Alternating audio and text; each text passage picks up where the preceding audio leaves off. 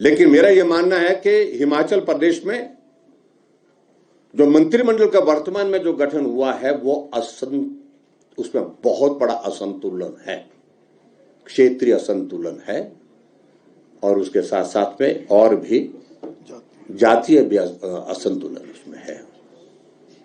लेकिन कांगड़ा ने तो सरकार बनाने में निर्णायक भूमिका निभाई है और कांगड़ा 15 विधानसभा क्षेत्र में एक मंत्री दिया ना, एकमात्र मंत्री, और 6 पार्लियामेंट्री सेक्रेटरी बनाए गए।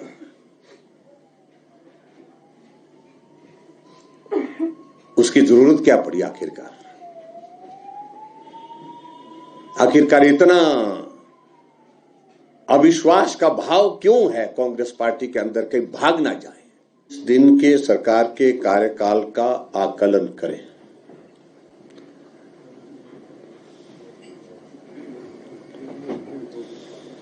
और मैं समझता हूं, और मेरी ही समझ का विषय नहीं है, पूरे प्रदेश के लोगों का भी, कि एक तरह के एक मेस क्रिएट कर दिया गया है। एक तरह का इस प्रकार से हर तरह से व्यवस्थाओं में अव्यवस्थाओं का दौर देखने को मिल रहा है। अगर व्यवस्था परिवर्तन के संदर्भ में अगर माननीय मुख्यमंत्री जी बात कह रहे हैं तो उसका अभिप्राय क्या है? डिनोटिफिकेशन से व्यवस्था परिवर्तित होगी क्या?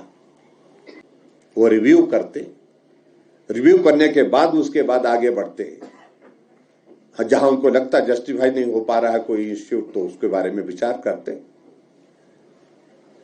और ऐसी परिस्थिति की 1952 की एक पुलिस चौकी सुंदरनगर के डहर में खुली हुई, उसको भी डिनोटिफाई कर दिया। ऐसा एक जुनून चढ़ गया कि बंद कर दो।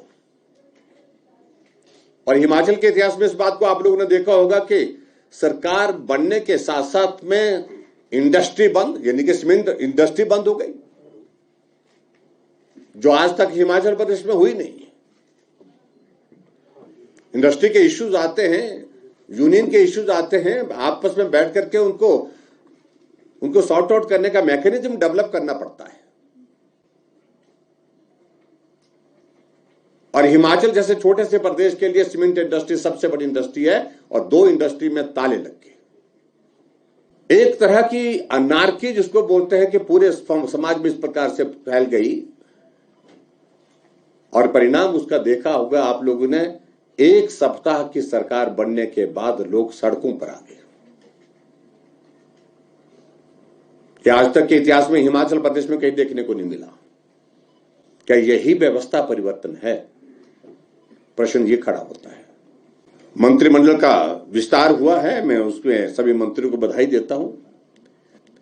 लेकिन मेरा यह मानना है कि हिमाचल प्रदेश में जो मंत्रिमंडल का वर्तमान में जो गठन हुआ है वो उसमें बहुत बड़ा असंतुलन है, क्षेत्रीय असंतुलन है और उसके साथ साथ में और भी जातीय असंतुलन उसमें है।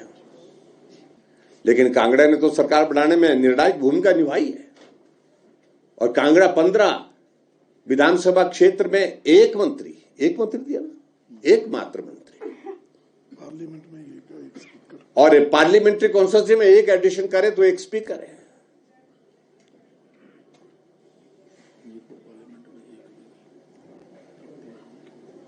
वो तो पहले किया। लेकिन उसके बावजूद जो लोग विधायक नहीं है और विधायक नहीं होने के बावजूद उनको कैबिनेट मंत्री के दर्जे दिए गए हैं। एक नहीं 3 उसमें हो गए। लेकिन साथ साथ में मंत्रिमंडल के विस्तार से साथ साथ में एक चीज बड़ी ध्यान में आई कि हिमाचल प्रदेश में एक साथ एक मुश्त 6 चीफ पार्लियामेंट्री सेक्रेटरी बना गए, मुख्य संसदीय सचिव बना दिए गए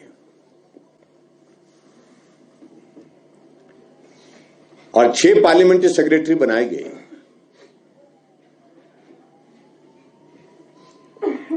उसकी जरूरत क्या पड़ी आखिरकार इतना अविश्वास का भाव क्यों है कांग्रेस पार्टी के अंदर, कहीं भाग ना जाए, चले ना जाए, छोड़ ना जाए। ये एक परिस्थिति इस प्रकार की पैदा हुई है। और एक तरफ कहा जा रहा है कि हम व्यवस्था परिवर्तन में हिमाचल प्रदेश में रिसोर्सेज जनरेट करने की बात कर रहे हैं, कम खर्चा करेंगे। ये जो 6 मुख्य संसदीय सचिव बनाए, जिनको मंत्री के बराबर की सुविधाएं लगभग होंगी, क्या उस पर कोई खर्चा नहीं होगा? तो सीपीएस के संदर्भ में मैं इतना जरूर कहना चाहता हूं कि पहले भी इन्होंने 9 सीपीएस बनाए थे। एक बार असम गवर्नमेंट ने एक एक्ट बनाया था सीपीएस और पीएस के लिए, parliamentary secretary and chief parliamentary secretary के लिए, और जिसको हाई कोर्ट गुवाहाटी ने जो है